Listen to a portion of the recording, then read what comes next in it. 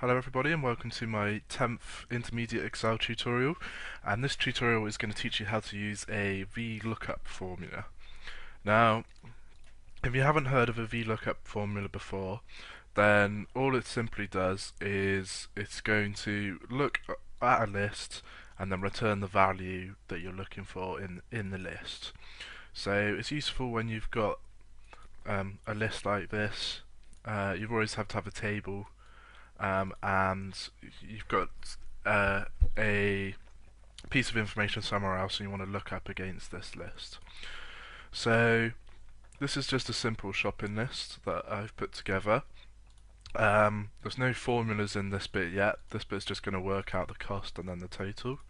But the idea is you're going to put in the number of the item and the quantity, and then it's going to look up the name of the item for you and the price of the item, and then it will work out all of the cost. So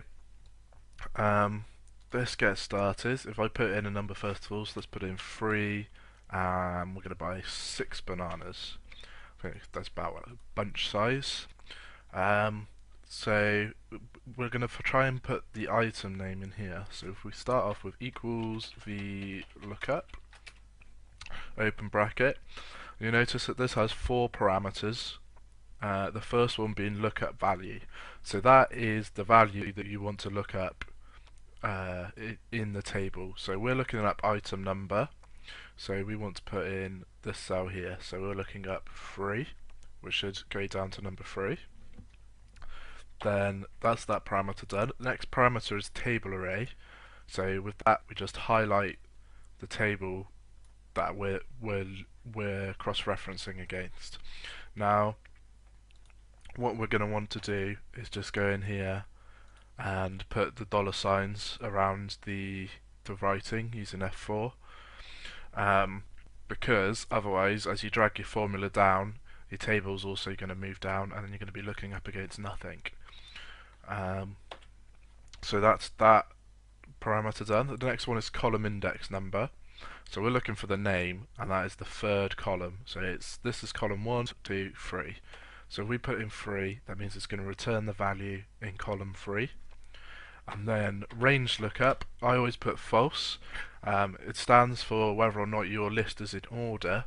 But to be honest, I just always put false out of habit, because usually my lists are out of order. And it's not gonna mess you up if it is in order. So there we go. You can see that formula is now bringing through banana. So if we do the same thing again for item price, so equals Vlookup, open bracket, lookup value again is this cell, comma, highlight the table for the next parameter, and F4 so that the dollar signs go around it. This time we're looking at column 2, so put in 2, and then comma and false, close bracket. And there we go, so it's brought through the price as well, and then this formula is just timesing the price by the quantity, and then that one's just adding them up. So all we need to do next is just drag this down, and this will mean that when we fill in these, it's gonna look up them appropriately. So let's say we want to buy 10 carrots, we're gonna buy 2 apples, and then that's going to be it. But what we've got here is there's none applicables, which we don't really want, because they're ruining our formula here. So based off of my last tutorial, tutorial 9, let's just put in a inspection formula. So equals if, open bracket, is error, and then put this formula in the error, is error formula, comma. So if that value is true and this is an error, then we don't want to put anything in. We just want to put in nothing. And then if the value is false and this hasn't errored, then we want to take this Vlookup formula and we want to put it in again, close bracket. And I've missed out a bracket there.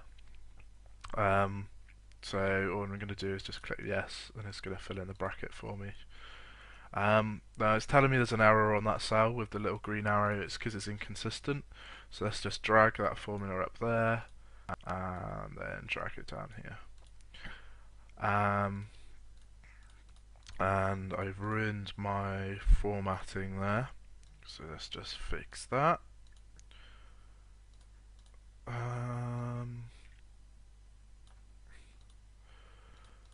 Alright, let's not fix that.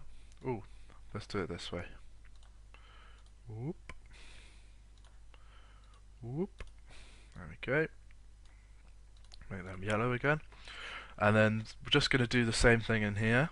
So this is getting quite a big formula now, so just make sure you're keeping up. So equals if, and we've already got the equals, so if is error, open bracket, put that formula all in the is error, comma, value of true, nothing, comma, value of false, we want the formula there, and then close bracket. And I managed to get my brackets right that time. Drag that down, fill that formatting this time, and there we go. So now this is still coming up as hash value, so let's go same in here, so equals if is error, open bracket, comma, nothing, comma, and then we just want the formula again.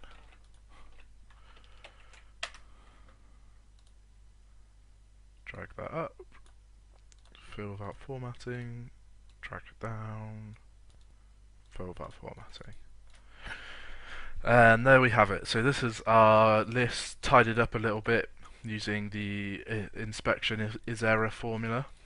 And as you can see, we can just keep filling that in. Let's buy some pears. I only want one pear. Let's buy a marrow. I'm going to only get one marrow because they're huge and I don't really like them. I'm missing one item, eggs. Ah, we've got to get a dozen eggs, haven't we? So there we go. What you'll notice is if you put in 7, it's not going to find it, and then that's going to throw an error, which is why this is going blank. If it can't find the lookup in that table, then it throws you an error, which can actually be quite useful, as I'll show you in the next tutorial. So if you have any questions about this, just drop them in the comments below. If you're finding my tutorials useful, then please subscribe to catch my future tutorials. And thanks for listening, and I hope to catch you in the next tutorial.